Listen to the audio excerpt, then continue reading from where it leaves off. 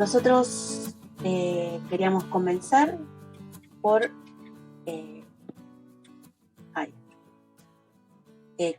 contarles que en este capítulo vamos a ver el crecimiento del aula.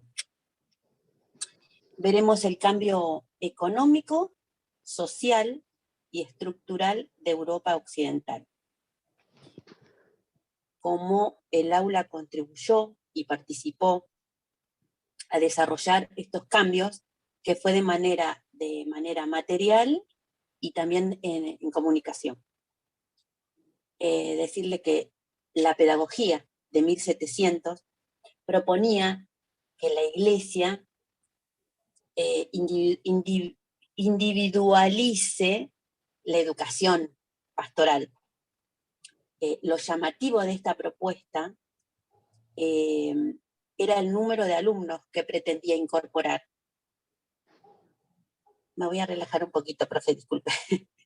El contrapunto de esta propuesta era que privilegiaba el trabajo grupal. Y dicho método fue muy criticado y tuvo que someterse a grandes cambios. En este breve resumen que hice, voy a pasar a las condiciones del aula, la transformación de las sociedades europeas a fines del siglo XVIII. No sorprendió que dicha propuesta de la que estábamos hablando haya tenido éxito. Fue lento, pero terminó teniendo el resultado.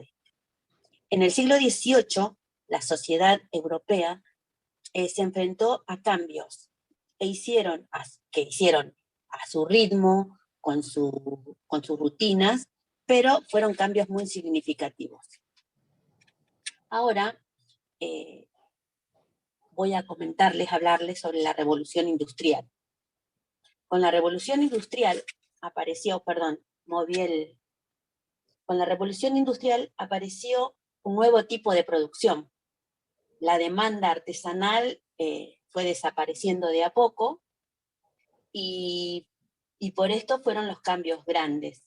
Aparecieron las fábricas y lo que llamaba la atención eran esas enormes fábricas con el humo cubriendo todo, el cielo, era otra vista para la época. También surgieron de esas fábricas, de todo ese cambio, surgieron nuevas relaciones sociales, y aparecieron acá en escena los capitalistas y los obreros. Hubo enormes cambios, también las vistas de las ciudades, por ejemplo, cambiaron. Estas transformaciones no fueron aceptadas por todos. Hubo quienes se llenaron de plata y otros quienes se empobrecieron. Y tuvieron que enfrentarse a otro tipo de trabajo y, por lógica, a otro tipo de sociabilización. Algunos grupos comenzaron a organizarse para pedir mejores salariales eran estas. Y de ahí se formaron los sindicatos y los partidos de trabajadores. Hubo pequeños pueblos que llegaron a ser poderosos, centros industriales, y a esto se le sumó Europa continental. Se incorporó a este proceso en forma paulatina, tardía, pero terminó incorporándose. La industria naciente necesitaba de grandes cantidades de trabajadores. Y acá es, profe, lo que a mí me llamó la atención, ¿no? Le decía a mis compañeras. Que eran trabajadores que vivían en el campo y dependían de la nobleza, ¿no? Y eran como obligados a vivir en espacios específicos y pagarle a esta nobleza unos impuestos. Realmente eso es lo que no me cierra, ¿no? ¿Por qué tenían que...? Pero bueno, después lo charlaremos con usted. Y tenían que pagarle a estos nobles un impuesto que, bueno, a mitad del siglo XVIII, en 1850, para ser, los campesinos fueron ya libres y pudiendo elegir dónde trabajar, moverse y así estar un poco más libre, digo yo. Pero me sigue haciendo cosquillas eso, de que le tenían que pagar impuestos a los nobles y a la vez ellos como obligarlos a vivir en un espacio específico, ¿no? Pero bueno. Y a la par de la revolución industrial se produjo una revolución política para poner fin a estas relaciones con respecto a la nobleza y a la monarquía. Y bueno, esta fue mi parte y ahora le voy a dar el lugar a mi compañera Nicole. Bueno, hola profe, hola chicos, yo soy Nicole Aguirre y voy a comenzar hablando sobre la Revolución Francesa. La revolución surgió en París en 1789. En ese entonces reinaba Luis XVI y era una monarquía absolutista. Todos los que apoyaban al rey tenían riquezas y privilegios. Ahora voy a explicar el tema de las clases sociales con esta pirámide, que en la cima de la pirámide estaba el clero, que lo formaban el rey. Ellos tenían riquezas y privilegios. Después estaba la nobleza, que eran los caballeros que acompañaban al rey. Y por último estaba la burguesía, campesinos y artesanos. Ellos no contaban con privilegios y pagaban todos los impuestos. Las clases sociales más desfavorecidas formaron una alianza. El pueblo francés destronó a Luis XVI y tanto él como su mujer, la reina María Antonieta, fueron decapitados en la guillotina. Esto tuvo un carácter simbólico, mostraba el nuevo actor político, que era la burguesía mercantil e industrial. Se desarrollaron nuevas líneas de conflicto entre un bloque monárquico, con apoyo de los campesinos, la nobleza y la mayor parte de la Iglesia Católica, y un bloque burgués, con el apoyo de las clases obreras que protestaban por mejores condiciones de trabajo y por representación política. Los gobiernos revolucionarios fueron derrotados y la monarquía restaurada. La revolución inauguró el legado de la tradición liberal y republicana moderna, basada en los derechos humanos y ciudadanos. Las ideas de democracia, progreso y secularización, o separación de Iglesia y el Estado, pasaron a ser los baluartes del credo ciudadano en la mayor parte de los países occidentales, y sin duda influyeron sobre las revoluciones independentistas de las colonias hispanoamericanas. Bueno, ahora va a hablar mi compañera Brisa. Bueno, hola chicos, hola profe, mi nombre es Brisa Acuña y yo les voy a contar de que en esta revolución se produjo un tercer movimiento de límites más difusos y de comienzo más temprano, que implicó una progresiva transformación del panorama cultural y la creación de nuevos programas de gobierno, como la República Parlamentaria. Este movimiento intelectual y político se llamaba Ilustración, que se extendió por toda Europa. La Ilustración se definía como la luz en oposición a la oscuridad de los tiempos medievales.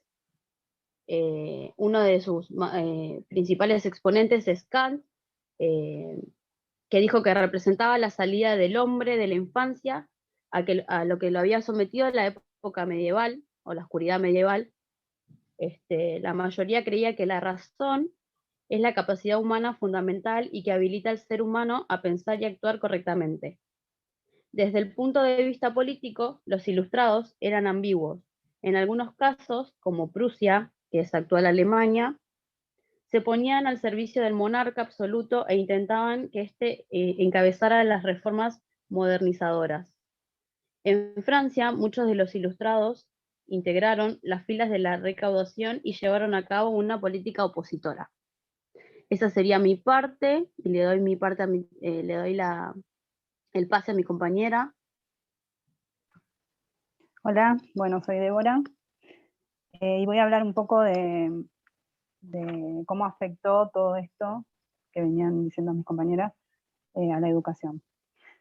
Con el surgimiento de la industrialización, la aparición de los nuevos programas políticos y las discusiones de la Ilustración,